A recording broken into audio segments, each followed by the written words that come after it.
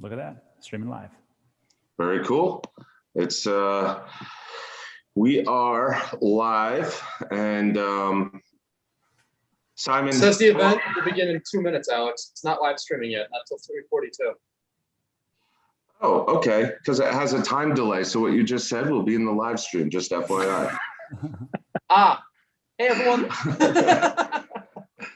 Oh my God. All right. So very cool. We're live streaming now with Simon Yu, who's the CEO and co-founder of Stormx, which I'm sure everybody who's watching this has been paying attention to. Stmx is one of those tickers that we've been covering, as well as Stormx's platform and the project. So I'm joined today with Rob from Digital Asset News, as well as the best hair in crypto, Ryan Gorman, and everybody's favorite analyst, because that's what I'm going to call him now, really. Pat Ackerman of the Ackerman Hour. I made that show up too. And then, of course, Simon Yu. Thank you, Simon, so much for taking time out of your schedule, man. I really appreciate it when you come on and join us. Yeah, thank you so much. And a great group of folks here, so I really appreciate the time. We try. We're an eclectic group of folks. So this is going to be pretty casual. I mean, I wish we were all sitting around like a fireplace or something with a scotch or whatever your favorite drink is, chatting. But we're all coming from different locations, and I know that one of the things that I've noticed over the last month or so is that you've become more active on social, on Twitter. I like the tweets that you're putting out. I love the one the other day about the VC and the $1 trillion, and so I want to kind of discuss that. Plus, you have some announcements. You're going through some fundraising. You're kind of stepping forward as a company. So, if you could maybe just give us the latest updates of what's going on, that would be great. I know everybody wants to hear them. Yeah, so much just happened. Thank you guys for, I think, catching up on like why you thought this company is interesting.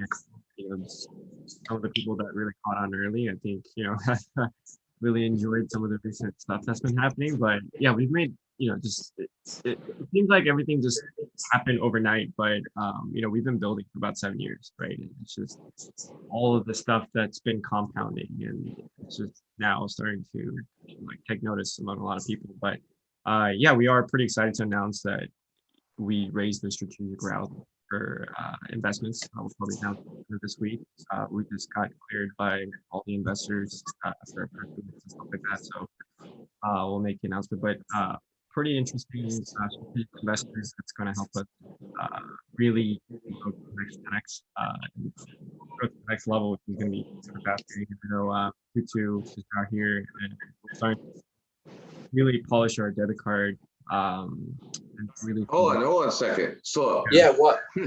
So let's first of all, if you could speak a little louder too, I think yeah, no worries. But now let's go back one to investors. So you finished a strategic round. That's all said and done now. Correct. Cool. And you're looking with this strategic round. What are you guys looking to put forth with it? Yeah, so the last few years, we really tried to finish the product and polishing out. So that was our focus. And now that our product is pretty decent for the most part, we're going to be ramping up marketing pretty heavily. And I know that's been one of the most requested feedbacks, like how come no one knows about this? And yeah, it's because we wanted the product to be polished and not advertised, and have people download it, pissed off, and uninstall it, never come back. Right? So we're at a really great point. Some of our early users that earn like $10 from just playing games are sending us snapshots of like, oh, it's worth $3,000 now. Like, this is freaking awesome. And yeah, we're at a good point. And there are some product features that we're expanding to, including the crypto debit card. We're doing a project right now. We're launching governance, so all users can make votes on like what kind of cryptocurrencies we should add, what type of stores we have temporary boost, like how many token should a membership require, and the users get to make decisions on sort of where we head our product to, which is pretty fascinating because I don't think, as an Amazon user, we can tell Amazon hedge to make it a little bit lower, and it gets people sort of into this whole like ecosystem as part of the whole Stormx culture. We're building sort of community, which is fascinating. Not to interrupt anything, but multiple people on the live chat are saying it sounds like your mic is cutting out, Simon, and it is a little difficult to hear on my end as well. Got it. Yeah, Simon, it sounds like it's almost like bad internet or something. I'm not sure what it is. Sorry about that, man. Okay. It's always great to on the fly correct all imperfections. And hence the beauty of a live stream. that well-oiled TTC machine I talk about all the time. Is it the network issue or is it the mic? Do you think? I think it's the mic because we hear you so much better now. Yeah, it sounds better. Just try speaking closer. Like you might see my face then, but maybe this will help. That's good, Simon. That's good. If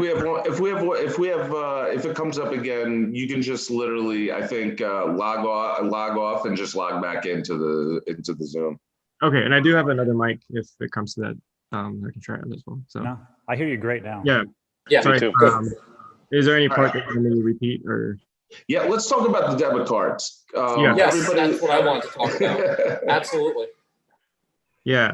So I mean, what we're doing, it's pretty unique. So there's already like crypto debit cards out there, right? So there's all these different I think like Fold has one, and a bunch of exchanges and stuff have it, just to be able to use the the token. But what we're doing is really unique because as a Stormx holder, you'll be able to continue to get benefits. And so our goal and our vision is to continuing just build ways that people can earn income through a platform, right? So we started out with microtasks, we added shopping, we added reward shopping, and then we added staking, and now we're you can stack on top of it with the credit card. But instead of just spending a debit card like every other company, being a Stormx holder and being a member, we're trying to negotiate these really sweet deals that other crypto debit cards can't do, and it creates a really good use as to why you should use the token. And why you should actually have this debit card compared to other ones. And one of our benefits is we have all these relationships with travel companies, airline companies, like Adidas. Yeah. So it's gonna be crazy. Some places offer like 1 to 3% cash back. We're looking at 10 to 25%. Wow. And some of the rates, so if we want. And I think I've mentioned this on Twitter too, but I think we're going to be pissing off a lot of banks just because we're not dealing with them in terms of the banking, but in terms of banks just make a crap ton of money on fees from debit and credit cards, which their plan is to really try to milk every profit off of the users. Versus us, I think we've seen from traditional tech companies, WhatsApp and stuff, they could make $0 in revenue for a long time, but they got to 1 billion users, and then when they decide to monetize, all of a sudden, they figure out how to get $1 from each user, and they have $1 billion in revenue coming every year. And that's sort of our mindset. Let's make the product really well. Let's give the cost savings as much as we can to the users. Give them the more money as much as possible. Make them super happy. They're going to tell it to every one of their friends. They're going to use our platform, and then we can continue to score better deals and better offers and continue growing in that aspect. Right?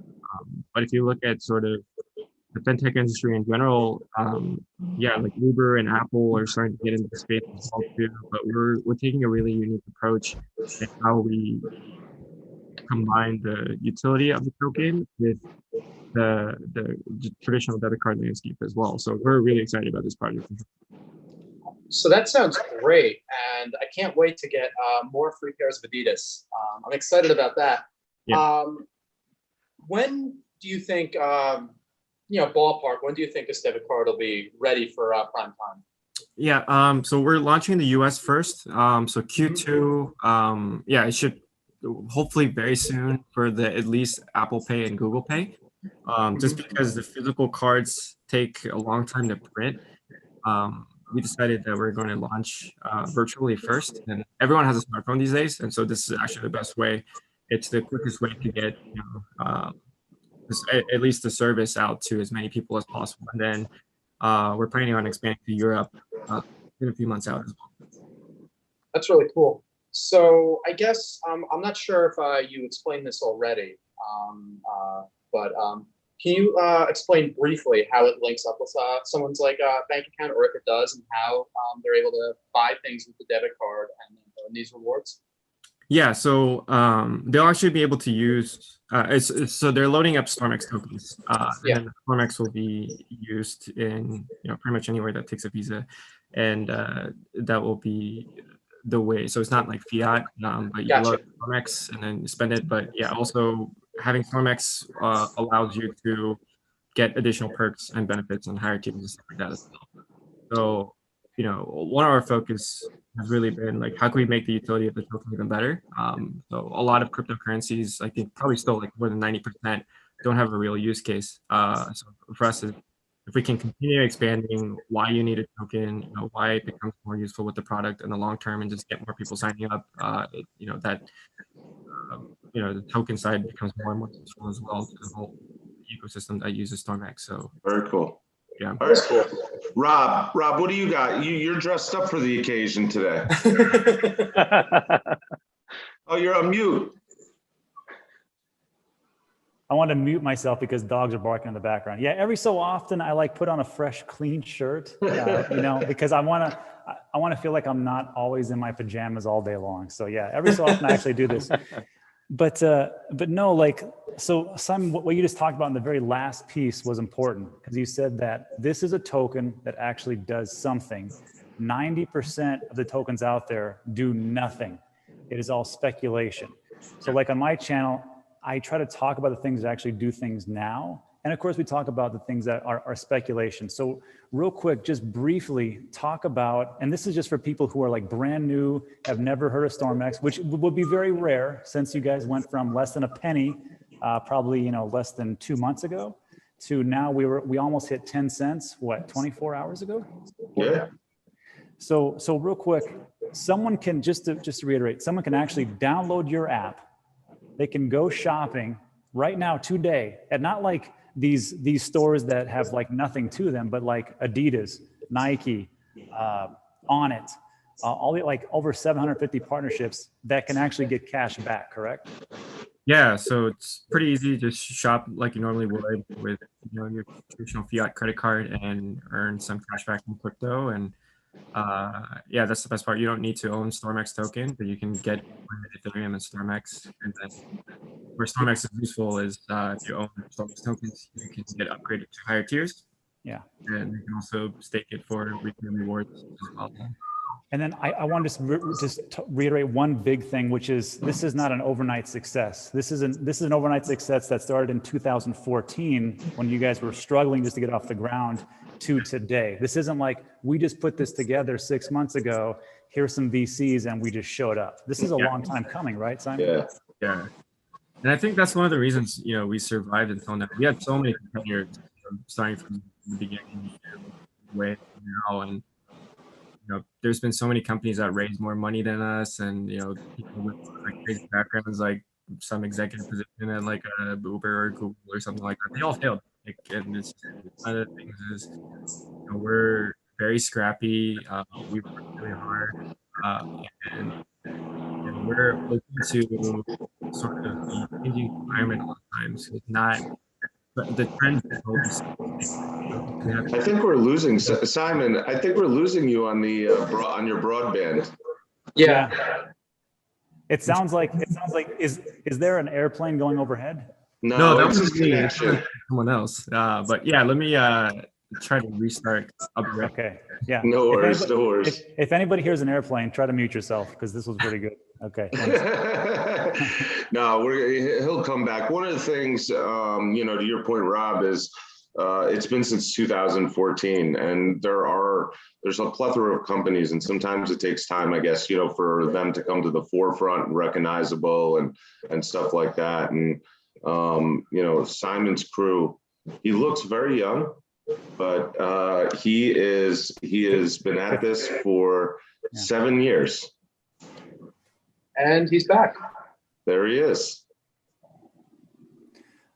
All right, hopefully that's better. It sounds better.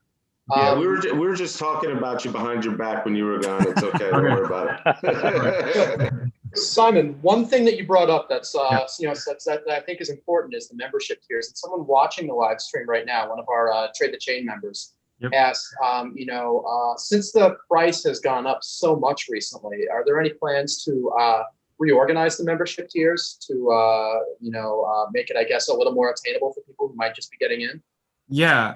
So we are. Yeah. Well, as I mentioned before, we're working on governance right now. So we're gonna let people vote on certain protocols. So yeah, membership tiers are definitely something that people vote on. And then I'm guessing based on the feedback, people will opt in for a lower membership requirement, which is great. But at the same time, we're expanding the usefulness. So as a gold, platinum diamond member, you get 100 to 250% bonus cash back and stay committed with all this stuff. But That's crazy. Yeah, the sort of benefits will continue increasing. So what's super interesting about what we're doing from a token perspective is just at the end of the day, it's just supply and demand, right? So trying to create this like whole speculation thing or whatever. This is a token that's actually used for this product. It's just what are people willing to pay for in order to get all these different memberships, right? But then if you could get 25% on all your travel back or something like that, which is not or whatever, and if you're traveling almost every single day of your life, and that's going to be worth more to some people than others. And that's why there's a big supply of the tokens. And so it's just at the end of the day, it becomes like who's willing to buy this. So it's like it's sort of like a combination of like airline routes, but instead of the company just printing unlimited amount of money, it's just let the user sort of put a price on what the what that value is. And I think that's what we're seeing here. In terms of expanding, sorry, go ahead, Ryan. Go ahead. Just one quick question. In terms of expanding like the utility of the token and the appeal of it, another person watching the live broadcast asked if there are any plans to add more mainstream retailers like a Best Buy or a Target or even a Home Depot. Yeah. Oh, we're working on that every day. So you'll continue seeing more and more stores. We started out small. I mean, we still have good brands, but then right now, as we continue getting more sales data, and we're having like some of the top tier brands reach out to us now instead of us just reaching out. So it's definitely helped our sales funnel quite a bit. We're hiring a couple more salespeople to be able to look out, and then get more brands as well. And some of the brands are even saying that, hey, we like the traffic that we see with you guys. We'd like to offer a special promo, and then with better rates, we can do that for temporarily and make our users happy as well too. And they should, but yeah, a ton of progress on that front going on behind the scenes. Excellent. As we move over to Pat Ackerman now, Pat, I do want to tell you, I tried out Stormx on my Omaha Steaks order. Oh, nice. Very good. Good for you. Yeah, I have a question for you, Simon. Yeah. So one question is, so why do these big brands want to do business with Stormx? So you talked about the amount of sales that you're doing. Is that data public that you share around the sales that you have? Is that all private behind the scenes you use to then bring more more of these big companies into the fold? Or how does that work? And why do these big companies want to work with you? Yeah, so we work, it's all the data behind the sales is private, but they're able to see, but it's, some brands we work with directly, some brands we work with indirectly as well too. But at the end of the day, I really like our business model just because, on the customer side, right, we're helping users earn more money with the stuff that they do anyway. On the business side, we're helping them drive more sales. So they're giving us like discounts, and they, think of us as like wholesale discounts, or you can think of us as like a Costco business model. So they're, giving us whatever 1 to 40% in discounts, and we give most of it to the users, and we take a tiny transaction fee for every time that happens, right? So we're like Airbnb or Uber, but when users make money, brands make money, we make money, so everyone sort of wins when our app gets used. And for brands, it's like, hey, we can help drive like several $100,000 or millions of dollars in sales or whatever. Then they're like, yeah, sure, we'll give you 5 to 10% wholesale discount, whatever, and then just you guys do it. And wow, you're helping us drive a lot of revenue. Let's work more closely and see what else we can do, and expands from there. So. Yeah, results win, right? That makes sense. Yeah. And when you talk about the cashback, you alluded. Oh, No, go ahead, Pat. So when you talk when you talk about the rewards and the cashback you're giving to customers, it sounds like really what you're doing is your wholesale model, but you're passing a lot of that back to the customer in terms of that, which is then generating a lot of the utility you're getting through the token. Is that right? Yep. So yeah, it all goes sort of hand in hand. So sort of this cashback model has already existed for a while, with Rakuten and Honey. We just took that step a bit further with, utilizing blockchain, our token, and also adding governance with debit card. We're just, it's sort of the evolvement of how people shop in e-commerce, and we're starting to really take an impact on this as a thought leader, which is pretty fascinating, I think. Yeah, I agree. It is fascinating. Yeah. A couple other questions for you. How are you educating customers to use Stormx? Right. You talked about the different rewards token, the tiers that you have. You talked about the utility you're kind of bringing to the fold. I see you guys are pretty active in social media. How else are you trying to educate customers to go to Stormx, be kind of their first place to purchase a lot of these things in the kind of a life cycle journey of the customer? Yeah, and so far it's been like mostly organic, which has been really awesome to see. It's just word of mouth, right? People like getting, like just like, hey, I shopped at Adidas for $100, got $20 cash back at that moment, but holy shit, it's worth $300 now. I pay for my shoes plus more. And so people are starting to evangelize the product. Like I said, we focus on razor thin margins, so we don't really, on the revenue side, we don't collect that much, but we're really trying to bring value back to the users, more margins and more cost savings back to the users. We're going to have the same mindset for the debit card as well. And that's how we're going to be, giving much higher rates than any bank card out there, which is, super fascinating. But just focusing on the product makes people happy, evangelizing the product. And as I mentioned briefly before, we just did a fundraise as well. And we're using those funds to start advertising the traditional channels like Facebook, Google, YouTube, influencers, and all that, just the traditional CPM and measuring all those channels as well too. So but our key focus at the end of the day is just have a really good product, and everyone will show the product to their friends. So I want to jump in there real quick to Pat's line of questioning. So, you mentioned the razor thin margins. And so does that mean that you're focused on velocity of growth of users of Stormx? And if, obviously, if that's the case where it's exponential growth to kind of get those razor thin margins to add up to a bigger amount, how many users do you currently have? And how many users, let's say, have you gotten over the last year? Yeah, in terms of like the funnel, right? So overall, from like the Stormx app when we started to microtask, we've had over 3 million users with downloads. Ever since we launched Shop, I think that number's been over 500,000. And then the people that have connected their wallets with our app is around 700,000. Right? So each step of the funnel, there's ways that we can continue.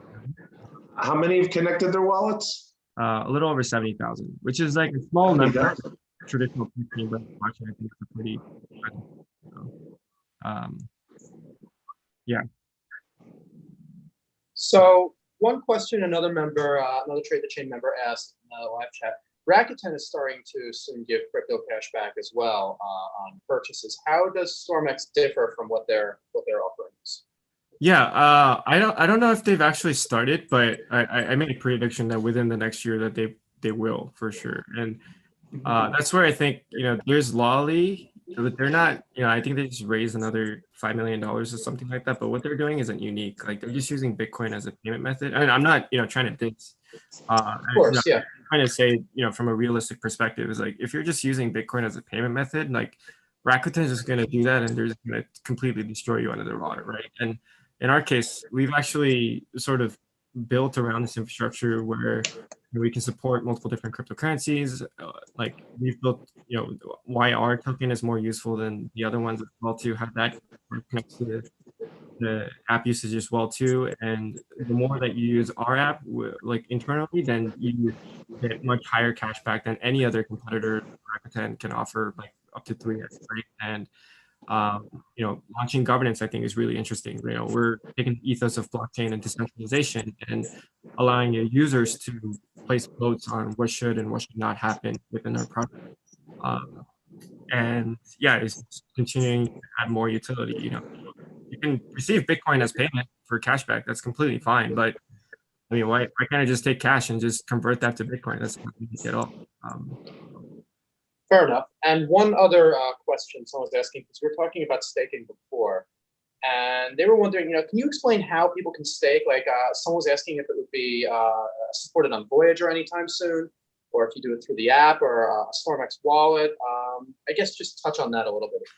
Yeah, and I think the gas fees with ETH. So so from our side, like when users withdraw, we don't charge any withdrawal fees because we figured out a way that we can batch transactions. We have a patent on this that allows us to mitigate the transaction fees. But when people try to do stuff on the Ethereum smart contract like staking, I heard from someone it costs over $100, which is pretty crazy, and just a lot of people using ETH right now, right? And so yeah, we are looking into some solutions and partners as well, but I think people just want like an interest rate from Voyager or Binance and stuff like that, but that's not really what the staking is meant to do.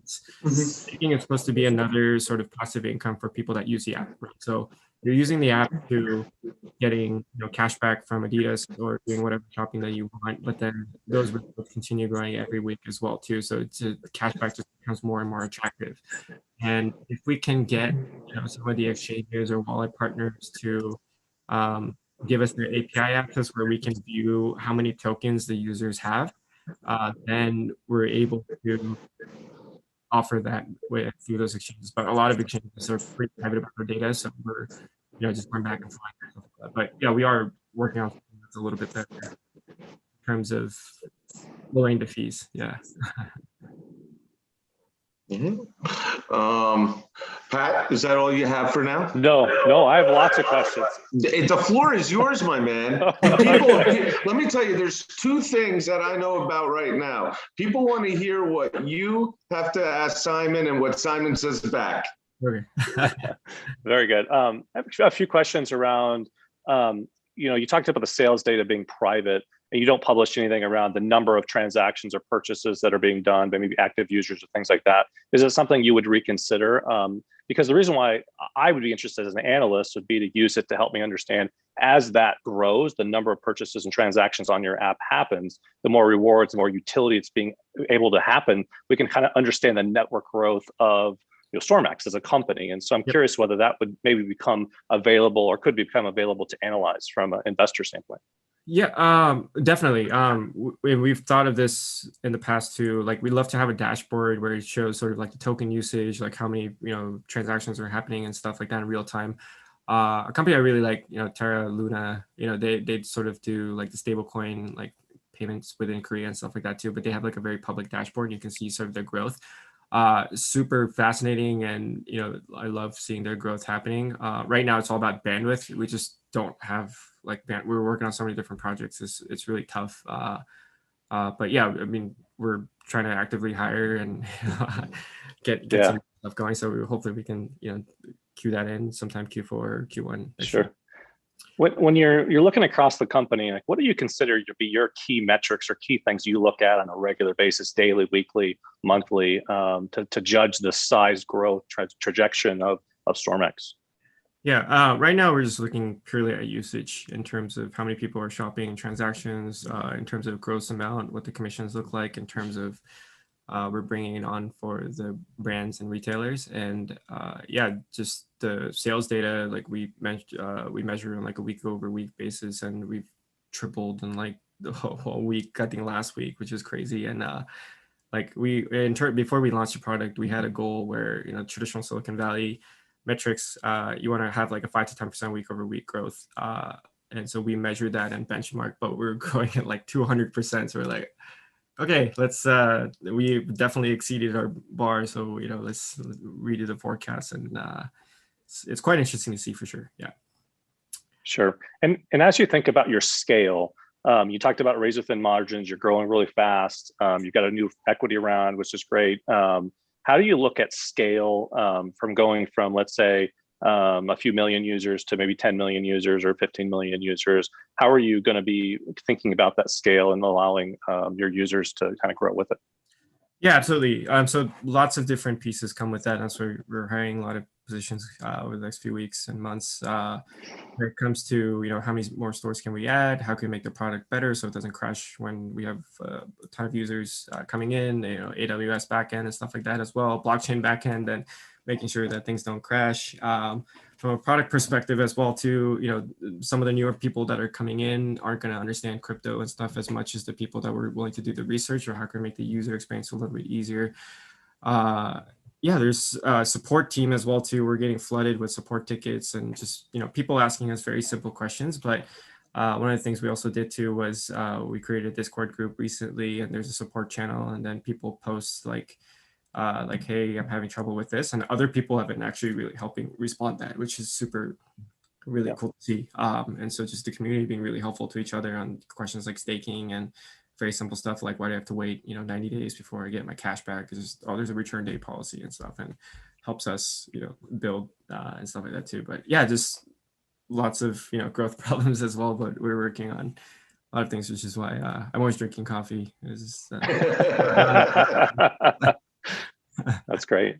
When you talk about the cashbacks, and we talked about the funding mechanism for that, do the Stormx tokens you use for cashback, those already exist on your balance sheet, or are you having to go to the market and purchase those? So we did like a couple of bulk buys in the past and stuff too, and then I think just going forward, we're trying to figure out how to do that process better, because we don't want to just cause any like price like stuff like that, anything happening. And we also don't want to be in a position where like we have to keep buying every week where the timing is off on the payment. So yeah, those are questions that are really valid questions that we are still working on right now and don't have a great answer to. But yeah, but in terms of so like cashback, the retailers pay us in fiat, and then whether it's Bitcoin, Ethereum, or Stormx or whatever, they have to be bought. So sure.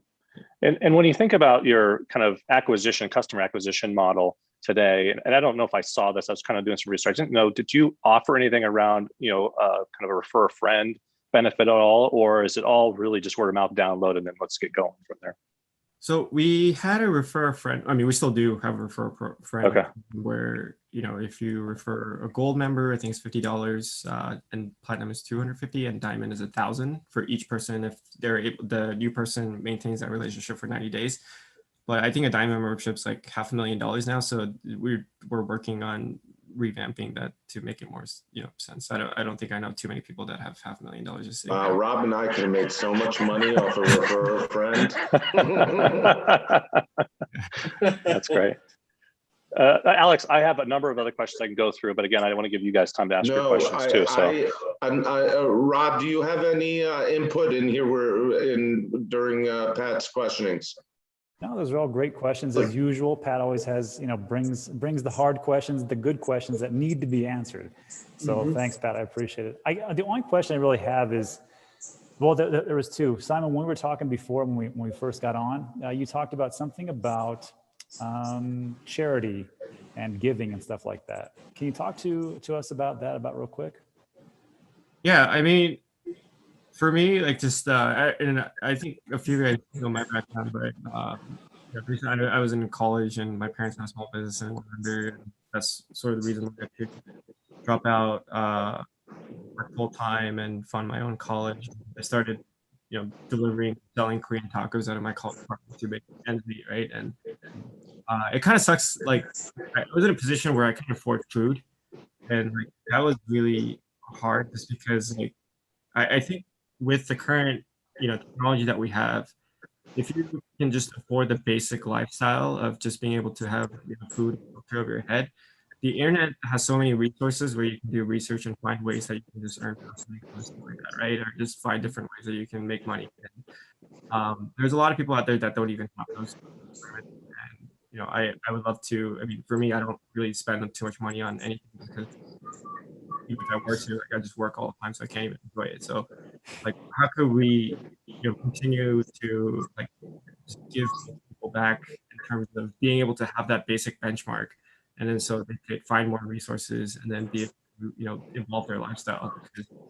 And I'm very like just against traditional education, and I think that you have to really study money itself in terms of bettering your lifestyle. And that's sort of what I've learned from my 11-year journey versus what my parents are telling me to just on traditional education and get a good job and stuff like that. But you have to learn how to do the ROI and like how much college education costs, like how much is gonna set you back in debt for having that 4-year degree. Is it gonna actually get you a job? And also when it comes to like educating people in terms of like those kind of decisions, and if that's actually gonna put you in a job that you're gonna be miserable for the next 20 years of your life. And I love to help in that aspect too. So. I gotta tell you, I think all kids should have required food truck work for one summer during their life. They learn a lot. Yeah, we actually joked about this. Like, should we make it a mandatory requirement for all the new people that come in to work at the food truck for a month? Like, I learned so much there in terms of just like we had. It's like the food cash flow business isn't like you don't get VC money up front. It's like whatever you have is you have. So if you run out, you're dead. So it's like you have to survive on that. And then our truck caught on fire twice because we got a city truck and like all this stuff happened. Like employees just randomly don't show up. And our first time that we had like really bad operations, so people were waiting like 30 minutes for the food and got negative reviews and like we didn't turn profitability until 2 years, and then we just worked on so many different things to make that profitable. It's funny because as you lament those stories and kind of shoot them back to us and what you experienced from a fire to bad reviews to customers waiting, there's so many similarities to running a regular company, like Stormx or something like that. So I see how there's some transferable skill sets from what you did as an entrepreneur during college to that, and that's commendable. So Pat, the floor is yours again. This is like the congressional hearings, and very good. I always kind of think about a line of questionings for you, Simon. One I was thinking about was, what would cause Stormx not to be successful, right? From your perspective, as you talk to VCs and the risks associated with Stormx, like what would cause it to not do well? Yeah, definitely. I think the biggest challenge, as we have U.S. exposure, our companies in Singapore, the constant changing regulatory environment in the U.S. for crypto companies is really unfortunate, but annoying at the same time too. It's because like how the regulations are set up is it's not like the SEC says like, okay, tomorrow we're going to change the rules. So from here on out, if you make these changes, you'll be okay. Or if it's like the GDPR law where you had about 6 to 12 months to change the laws or change how your structure was built for data privacy before the laws change, then you're okay. But it's retroactive, right? So I think it's the statute of limitations like 7 years. So whatever we did like 3 years ago, SEC decides tomorrow that they're going to make this part illegal for whatever, then all of a sudden you're doing an illegal business, which doesn't make sense, right? So to put that into a metaphor, like we all drink alcohol, and tomorrow the SEC decides to make alcohol illegal. And if you had drank alcohol in the last 7 years, you're going to go to jail. You're going to pay a huge fine or something like that. And unfortunately, you have to work with regulators. You have to work with lawyers and spend a ton of money and resources that could be better spent on product and stuff. So that's where our main headquarters right now is in Singapore.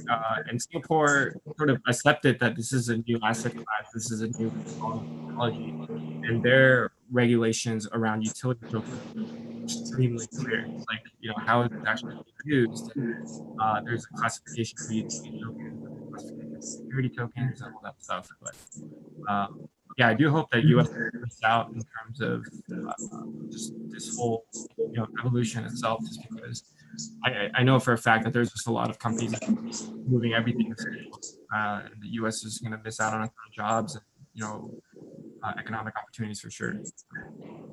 So just to switch gears a bit, thanks for all that, Simon, and of course for joining us today. This has been great.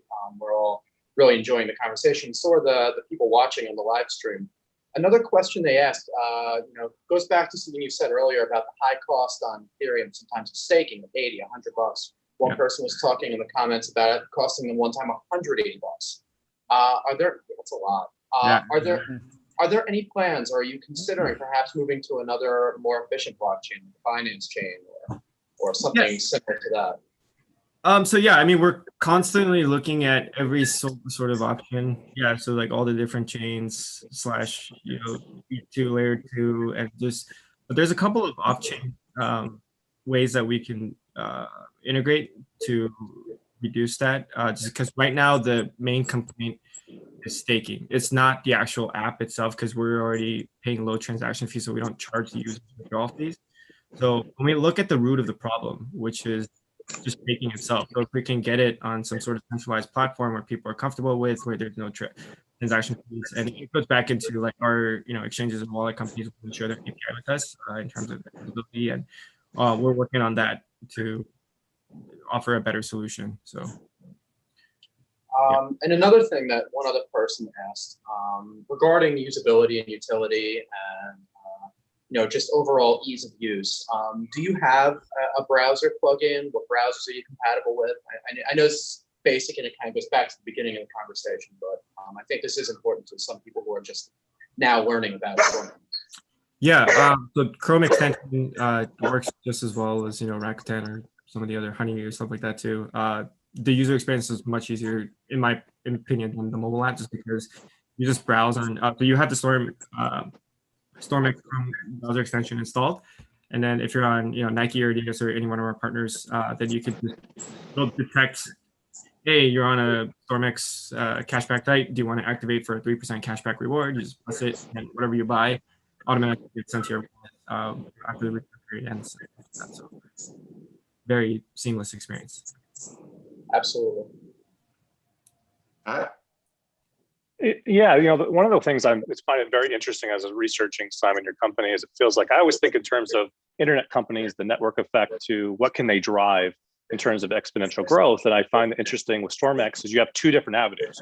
One is kind of a network of retailers that are trying to get into the space or finding extra people that want to sell their brands, market their brands in front of a network of people that are trying to buy it. And it sounds like the people you're bringing into the platform are kind of crypto native people that are trying to essentially use that and getting rewards back in crypto, which is unique to Stormx. And so I find it fascinating, kind of these two different networks you're balancing and you're playing a middleman between them to try to match those different companies with different customers on the crypto side to then give them utility. And so I think that's probably one of the more exciting things as I've researched your company and what you guys are trying to do. Do you think that's a fair assessment of what you guys are trying to do? I think for now, yeah, definitely the early people that were in the app were sort of, smart, hungry people that were willing to do the research and to figure out this new product about us, sort of slapping it on everyone's Instagram or Facebook pages like normal people. But yeah, eventually our goal is just to, and I know this buzzword is thrown out a lot, but mass adoption in terms of just, getting my mom and like any normal person to use this. And it's because one, our rates are so much better than everyone else. That's the key. I think it's like, hey, if you use Adidas, you spend $100. By the way, if you use Stormx, you can get $15. If you use Rakuten, you could have got $5. But Stormx, you're going to get $10 extra. So you should definitely use Stormx every time. So crypto will just be in the back end. Like you don't have, like our goal is to make people not think about that, but just make them think about the value towards the end. And that user experience is definitely getting better and better. So when we, even like 2017, there weren't a lot of for fiat, so you had to get that was like one of the big things that we had. Ryan, hold on. What? I just figured out Simon's noise problem. There's sound bleeding from your mic. Every time you mute, he's perfect. Every time you unmute, he goes dead. God, I'm that guy. I want everybody in the live stream to know that Ryan is the cause of all the problems today. We're blaming Simon's internet connection, and it's low-flying planes and waves. Yeah, I was gonna call I'm Comcast. that guy. I'm sorry about that. So I'll mute unless I'm talking. All right, cool. You were talking before, and this is something I brought up in the past, right? You were talking before just now about the cashback rewards on Adidas. And I know we're not going to talk too much about the token performance, but with the way the token's been performing this year, I buy a pair of Adidas, I get the cash back, and then the way the token performed, those Adidas are basically free. And to me, that is a rather compelling use case that you're not going to get on a Rakuten. You're not going to get it from other credit card cashback rewards programs, or even like what they have a Bank of America deal, like Bank of America deals, whatever that is. Yeah. And I think that's something that people aren't really aware of or haven't really considered when thinking about using Stormx.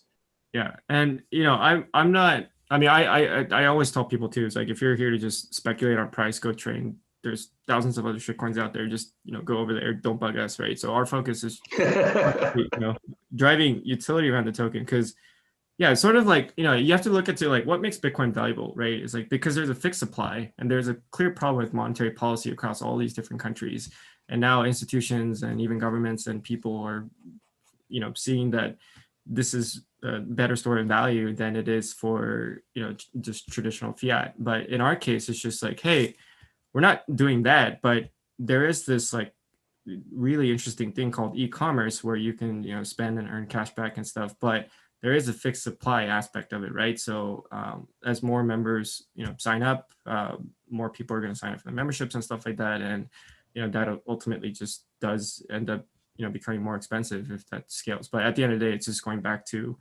sort of the marketplace. This is what people are willing to pay for a certain good to get certain services. And I think it's a new interesting model for sure, because it's sort of like, why do you collect sneakers or NFTs and stuff like that too, right? It's at the end of the day, it's like there's a limited Back to the Future shoes by Nike, and some people want it, and that kind of service is what we're offering, except we have this token that just becomes more and more useful every day as we continue building the product. So, and I think that's important, from the tokenomics standpoint. I mean, I talk a lot about utility and value, and if you're somebody in the market that wants to use e-commerce, which most people are, and as the more and more people come to Stormx and use it, the less and less supply there is to be available for the user growth that's coming in, and that's where your tokenomics come in, because it's benefiting the users and the customers. And that's why, I find it very fascinating what you guys are trying to do. So well done. Thank you. Yeah. I mean, the users are actually using the token, right? So, I mean, that's the best part. And so that's why it helps speculators, right. I don't think you quite understand what we're doing if you're just here to trade and talk about price all day. So I think that's why what we have built is really unique, and there's only about like 10% of the companies that actually have a good use case for the crypto. So. How do you think about customers? And I know, Alex, I don't know, you always shut me up whenever you need me to, but how do you think about customer sentiment? I hear you, it's almost like the center of what you guys are really doing and driving towards. How do you look at the customer and try to deliver for them? And what's your kind of mindset for growth for the customers?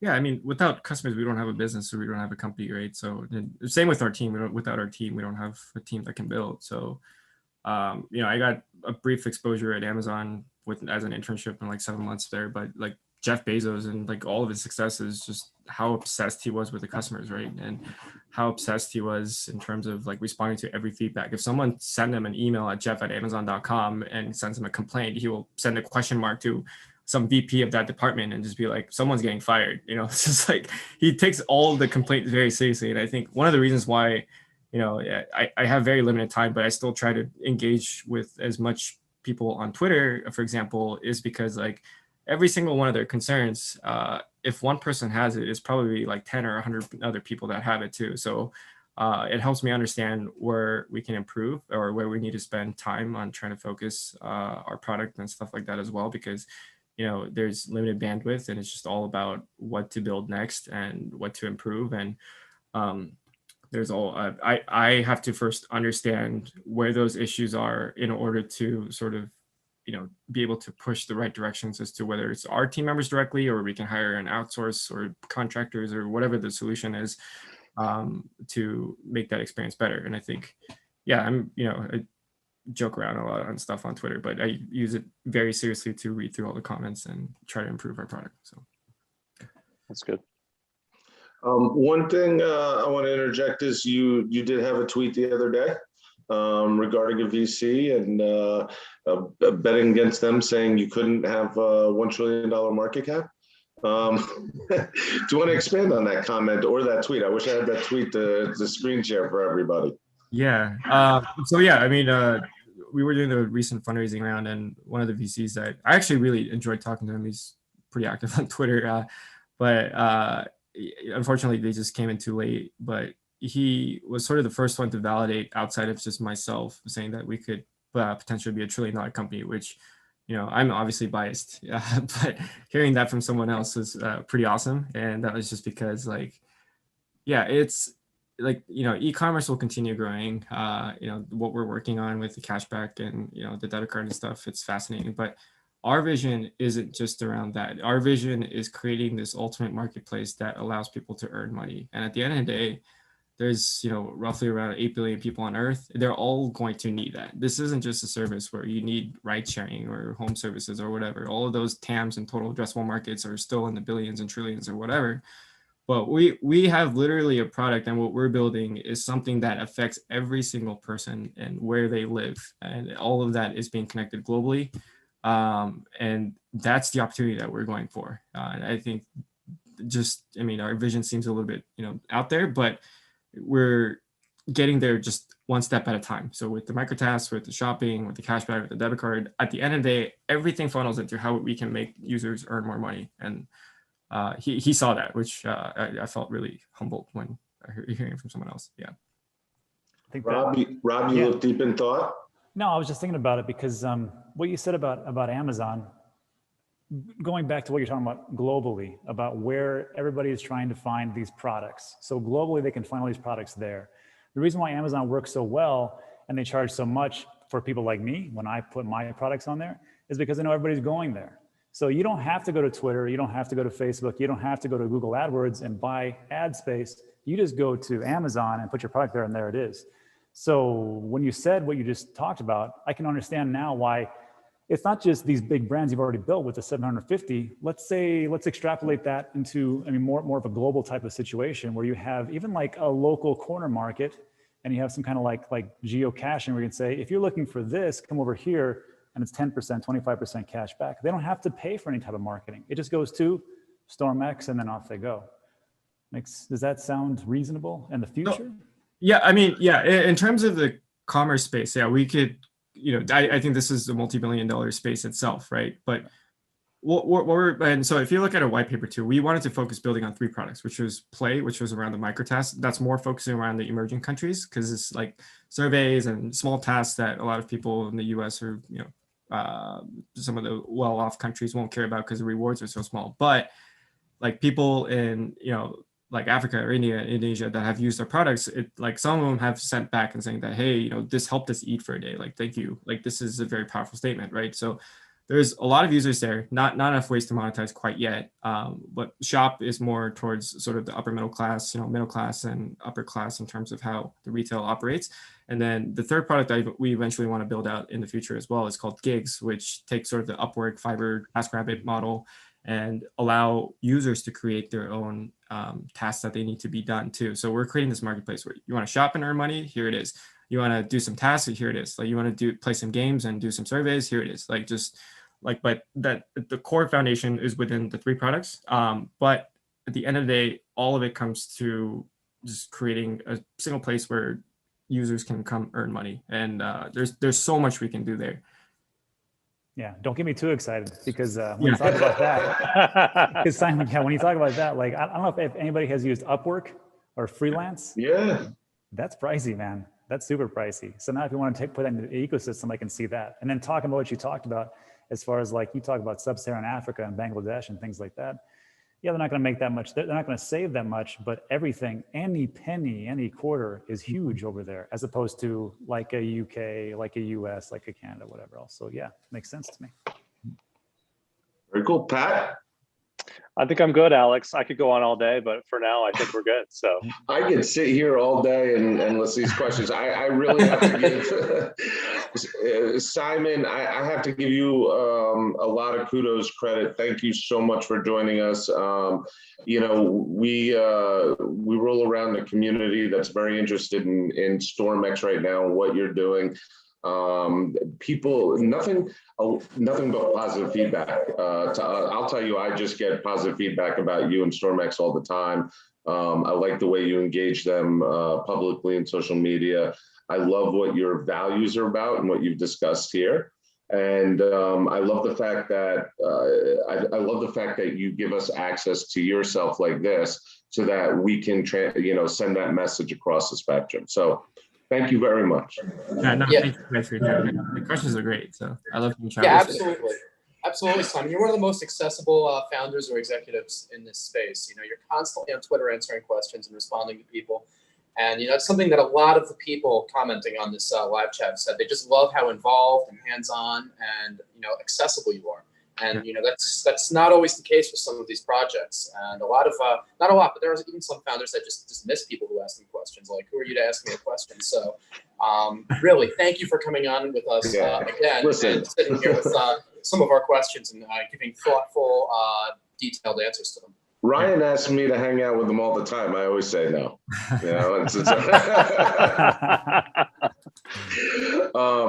and listen, I think it's also good that, you know, we got Pat involved here, because he really digs deep into what the metrics are that you guys are doing, and kind of delivers that message, you know, very clearly to the end users. So Pat, thank you. But yeah, this has been great. I mean, right down here, I have the live chat. It's been going really positive, really good stuff. So Simon, keep up the good work, my man. I look forward to catching you again soon and doing this all over again to see what's new and improved. Awesome. Yeah. Great. Thanks so much for your time, everyone. Thanks, Simon. Appreciate it. Thanks, Simon. Cool. Thanks, everybody.